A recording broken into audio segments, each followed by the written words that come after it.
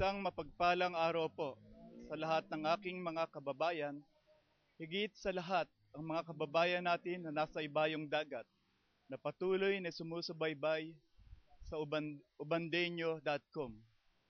Ako po si Konsehal Manuel Manny Mendoza, anak ng Barangay Tawiran, Ubando, Bulacan, at pinalad na magkaroon ng mababait na mga magulang si Ginoong Trinidad de los Santos Mendoza at Antonina Capiral de la Cruz.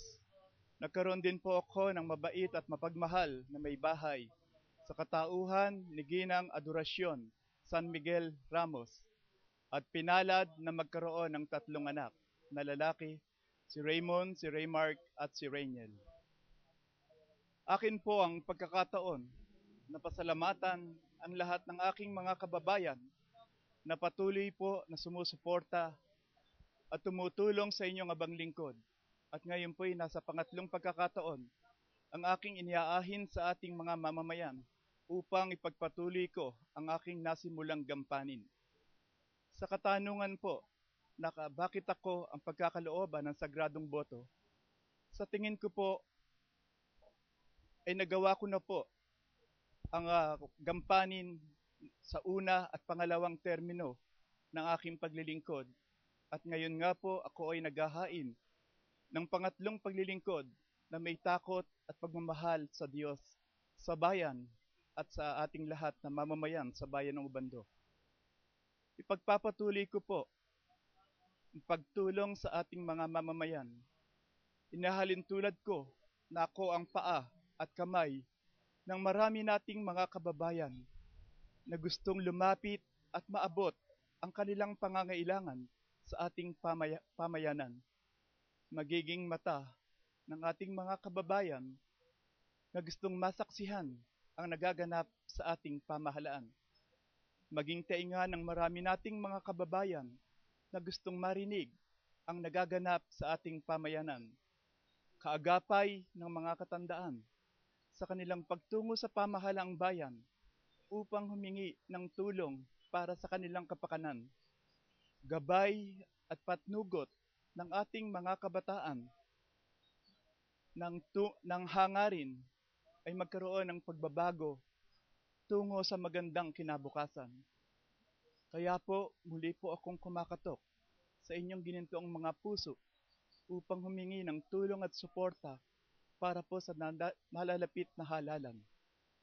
Pangarap ko po na kung sakalit ako'y papalarin, ang lupon ng edukasyon ang muling babalikan ng inyong abang lingkod upang pamunuan.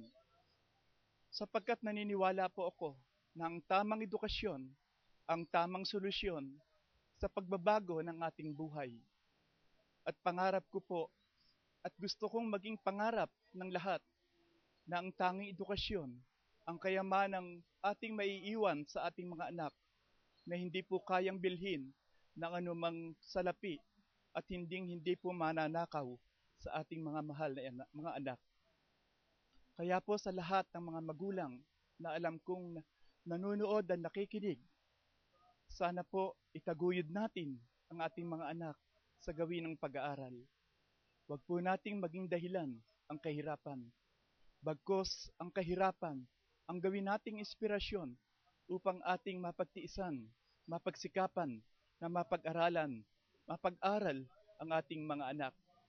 At sa lahat ng mga kabataan na alam kong nanonood, nakikinig sa ating ubandeño.com, mag-aral kayong mabuti sapagkat naniniwala ako na sa inyong pagsisikap, mararating ninyo ang tagumpay sa inyong buhay.